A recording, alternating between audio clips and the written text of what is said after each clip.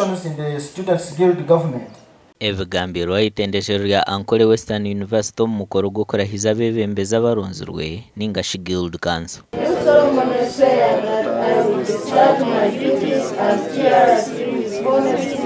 There is a difference between being a leader and being, should I call a ruler?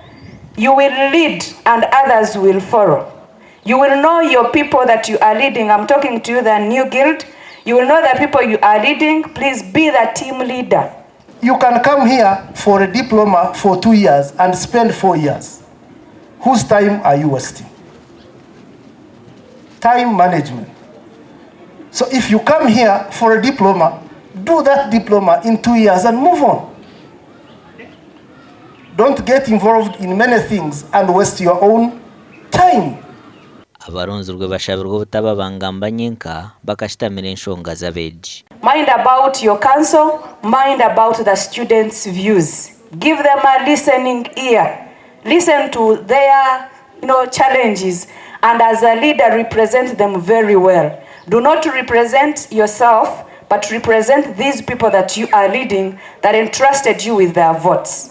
So members, I want you to fight very hard. We must leave a legacy here. If you feel like you are not ready to work with me, to leave a legacy here, this is the time to resign now. Expectations for money should be at 0.5. We are here to sacrifice the little we have and make a legacy. We have to leave a legacy, whether we want or not.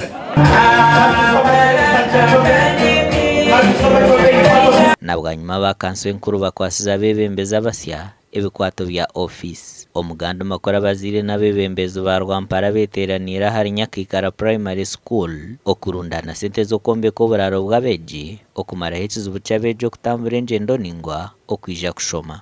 Twenda kombeka dormitories abana okurara makati bina bazira bakonduma district zindi abakwenda ngu tombeke dormitories abana bare baturitera abana bihanga.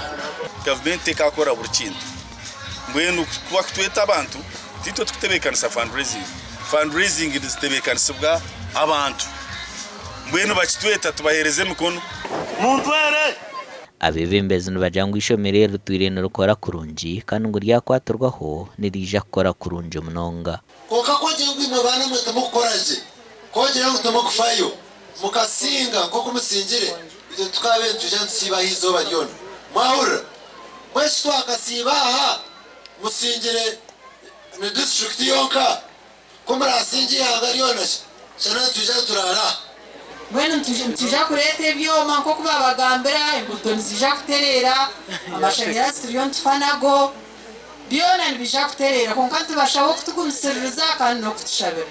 Omukoro gwikirwa ebebembezi batara bamwe na bamwe omuru Rwampara na heru yayo. Muri wa FDC abana ba movement hata kakwate kabenga konga entunguuka teine dini teine Uganda nayo ningesente no ntebe hijo muntu bakumusya mu bakahoriya apo wine echarete n'umwana w'umworo n'umwana w'umugiga bashamamezemwe ko kunashamana bakamaba no bwegese Bazebe n'abanyabo aha kuba hariho rukundo hariho kushemerwa ko twashangaha hariho kwatanisa itwe nk'abembezi nchitorobera nimbashaba imwe nk'abantu bitu mugume mutateze nsibo hagire byanda kuzaho tubiterezeje kurungi tureke ngo twabakorera je ko kushemire wewe wale mnonga kudisha mero ryanyu kandi domtiretireza kombe kandi yone kame domtiretireza kombe ka administration kunano kimanya ebi ecyo cyarase kimukorebe birasilverebyo abo koraje district kije yatwaye ibindi district tuje kwije twabebe kare birasilverebyo bibyo kandi umwako gutwija kubimarira. Sente z'urukurenga miliyoni 3.7 nizo zurundinwe.